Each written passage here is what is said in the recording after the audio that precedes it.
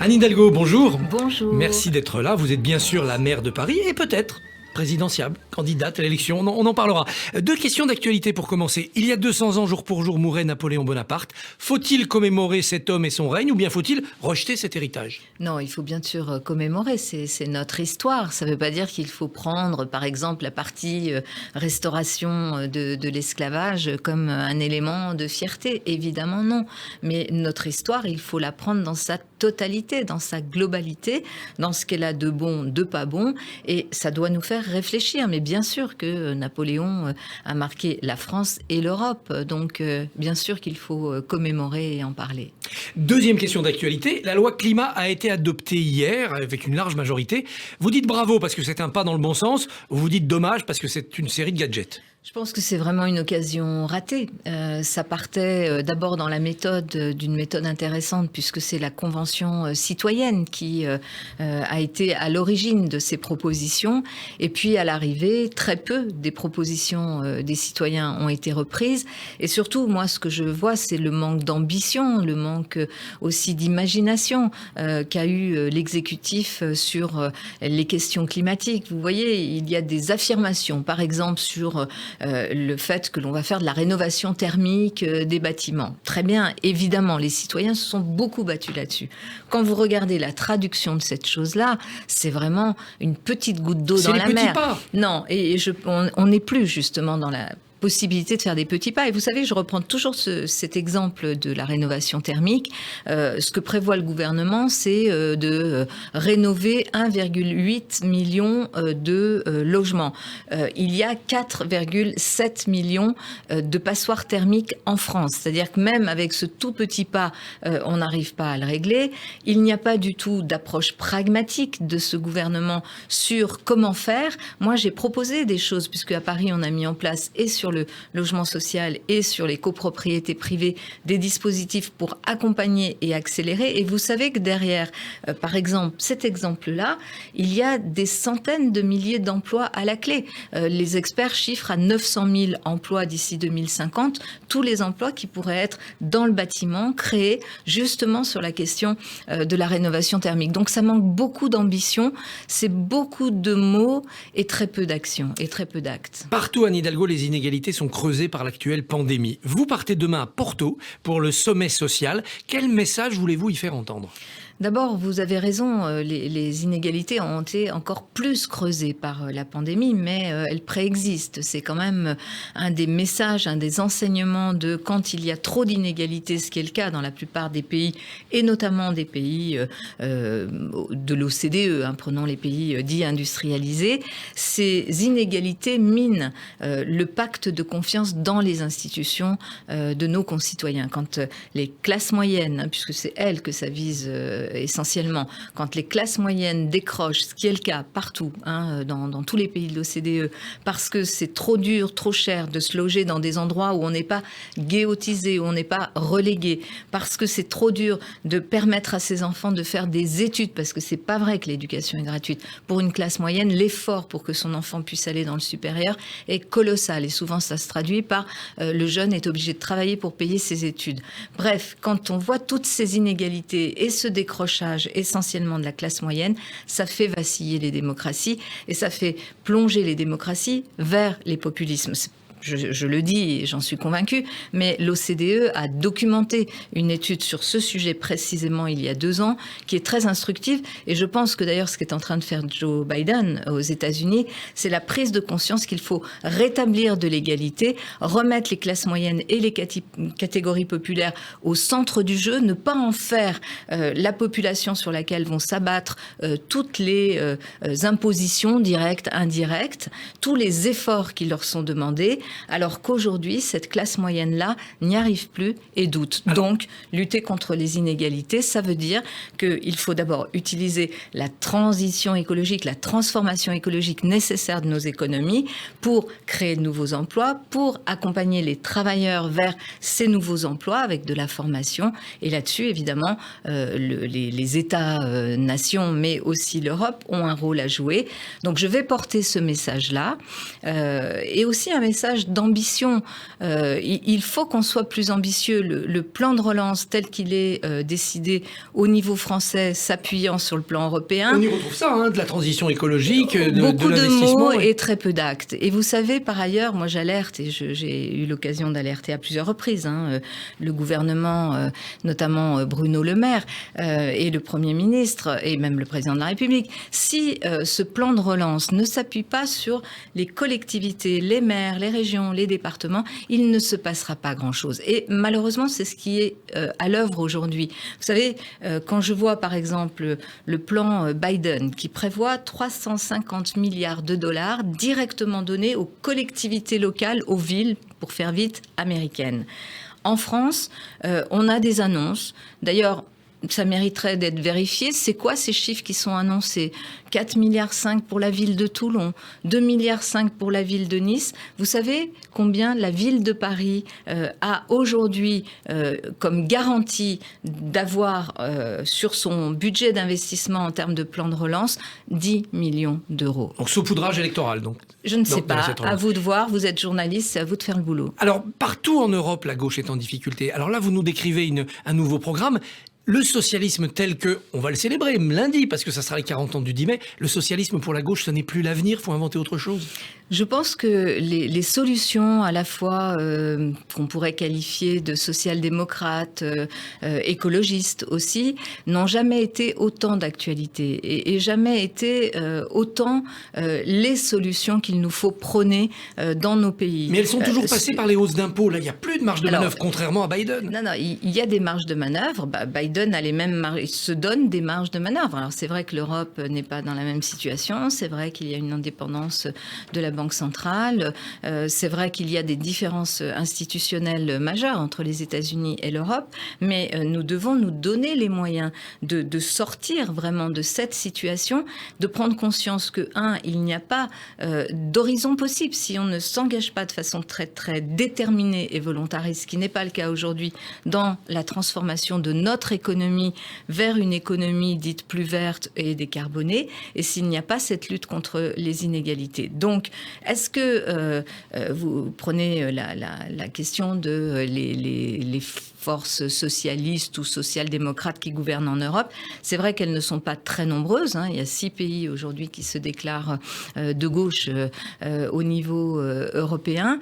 Moi, je constate que, par exemple, le Portugal, puisque c'est lui qui va accueillir le sommet de Porto, est un pays qui a montré, y compris à l'époque où le dogme de l'austérité budgétaire était la clé de voûte européenne, qu'on pouvait faire une relance aussi par des politiques publiques d'investissement. La question de l'impôt et de la fiscalité, évidemment qu'elle se pose, parce qu'il faut faire vivre une économie et bien sûr opérer un certain nombre de prélèvements.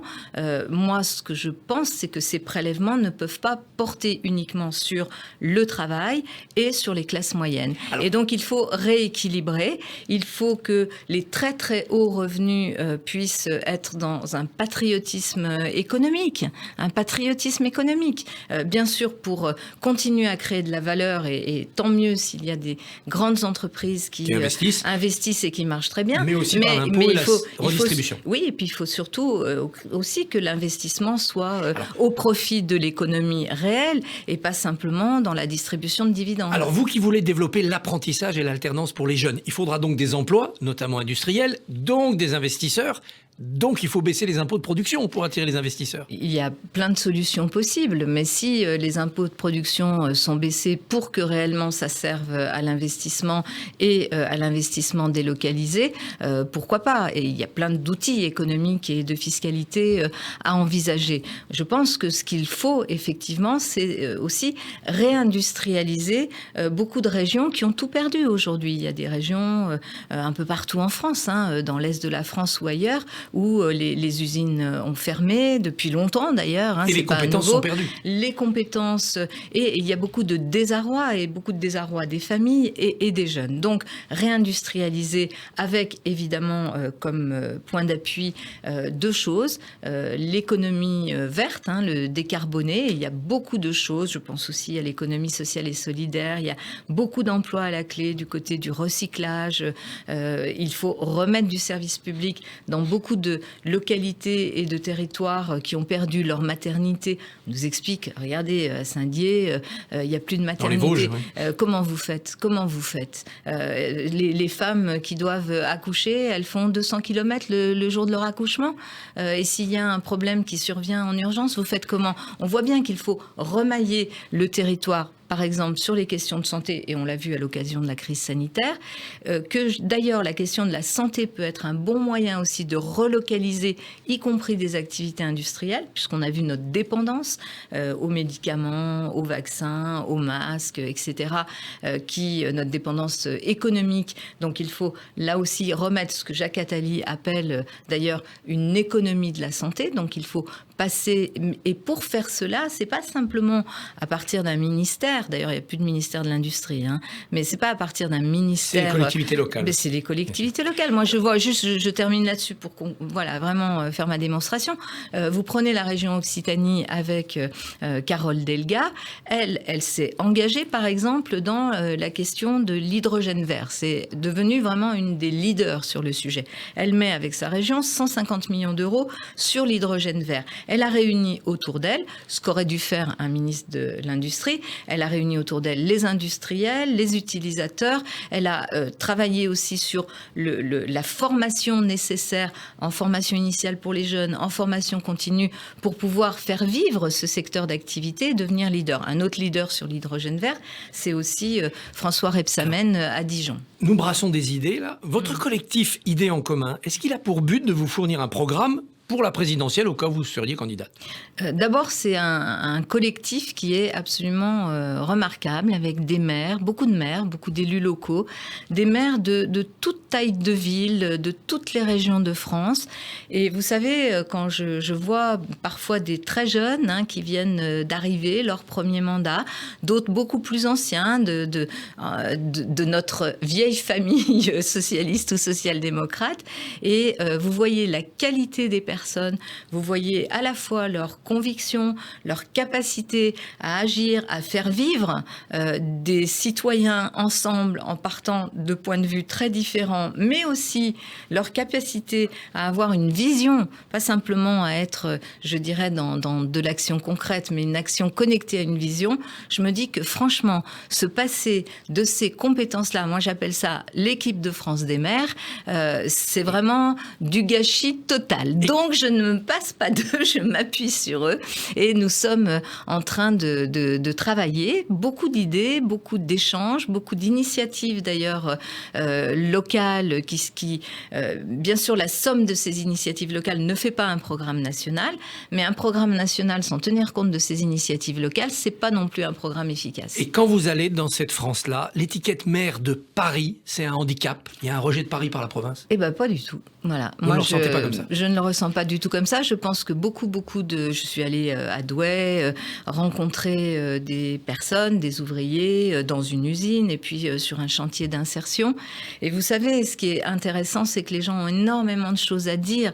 Je pense que, puisque je suis allée beaucoup sur des lieux où on travaille, où ce sont justement ces forces de travail qui sont là, parler du travail, de la vie quotidienne, partir du quotidien des citoyens pour élaborer les solutions qui vont être nécessaires à ce qu'on puisse réparer ce qui a été très abîmé, pas seulement par la crise sanitaire, et se projeter ensemble, parce que c'est ça qu'il faut se redonner avec de la fierté. Vous savez, peut-être que je regarde ça avec, non pas la distance, puisque je suis française, mais je suis née à l'étranger, je suis née en Espagne et j'ai acquis la nationalité française.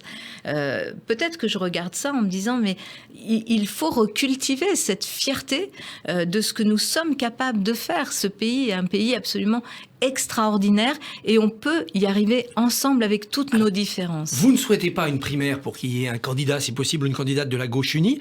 Vous pensez donc que la bonne méthode, c'est à un moment donné de se lancer et puis après, c'est le peuple qui décide et on voit s'il adhère? D'abord, je pense que les formations politiques, de gauche, de droite, même le parti présidentiel, aujourd'hui ne vont pas bien. C'est pas une bonne nouvelle pour la démocratie. Je pense que quand les forces politiques ne vont pas bien, toute la démocratie va mal, parce qu'elles jouent un rôle très important. Très bien. Mais il faut trouver une autre solution. Et je les respecte, et je vois ce qui se passe dans les formations de gauche, les tentatives de se parler, d'essayer d'élaborer des choses ensemble, en commun, c'est très bien. Moi, je ne suis pas une femme de parti et d'appareil. J'ai gardé ma carte au Parti socialiste. Je n'y suis pas aujourd'hui investie au-delà du fait que j'ai cette fidélité à ces idées social-démocrates, à ces idées qui quand même mettent les questions des inégalités. Mais il faut trouver un chemin ailleurs. Et il faut trouver un chemin. Je constate aussi qu'aujourd'hui, les Françaises et les Français sont très engagés, très très engagés, pas dans la vie politique, mais beaucoup dans des associations, beaucoup dans des causes, beaucoup dans les collectivités locales. Et je me dis, c'est là qu'il y a cette énergie. Moi, j'ai envie d'aller aussi capter cette énergie, parce que je la comprends, je l'entends. Je travaille en tant que maire et élu local depuis 20 ans. Je sais combien c'est par les territoires, par le local, par la vie des gens, par les associations, par la vie syndicale, que l'on crée aussi les conditions d'émergence d'une offre politique. Donc oui, il faut arriver à faire émerger une offre politique. Je veux prendre ma part, et comme je l'ai dit, je trace ma route, parce que je suis quelqu'un de libre. Je ne vais pas me mettre des contraintes de tu as le droit de dire ça et pas ça. Non, j'ai envie de dire, ce que je pense, d'être utile, et d'être utile à l'émergence de cette offre politique qui doit avoir à cœur la question de l'écologie et la question de la lutte contre les inégalités. Donc ceux qui pensent que vous faites juste en ce moment un petit tour de chauffe, qu'après vous allez aller gérer les Jeux Olympiques et penser après à 2027, se trompent. J'en sais rien. C'est la France de maintenant qui vous intéresse. Ah bah oui, moi je suis dans mon époque, dans mon temps. Évidemment, il faut avoir une vision, il faut avoir un cap. Moi, je vois les atouts de la France sont considérables. Et d'ailleurs, souvent à l'étranger, on nous regarde aussi avec ce que nous sommes, avec cette force. Je pense aussi qu'on tire des valeurs de la République, de notre histoire. Et donc moi, j'ai envie d'aller dire, voilà, ne baissons pas les bras. Il y a une place pour chacune et chacun. Dans cette République française, il y a une place pour chacune et chacun pour qu'on soit considéré, pour que chacun puisse prendre part à une œuvre collective qui s'appelle quand même, le fait de porter notre pays. Et en portant notre pays, on porte nos vies aussi et celles de nos enfants. Un tout dernier mot, le 19 mai, Paris sera prêt pour le déconfinement? Oui, alors on y travaille depuis déjà un moment, et vous savez aussi avec d'ailleurs beaucoup de médecins, d'infectiologues, on est prêt, on a hâte. Il va falloir être aussi assez prudent, puisque l'épidémie, même si mais on ira en terrasse le 19 mai au soleil. Oui, moi j'irai en terrasse, ça je vous l'assure. Merci beaucoup Anne Hidalgo, bonne journée. Merci à vous.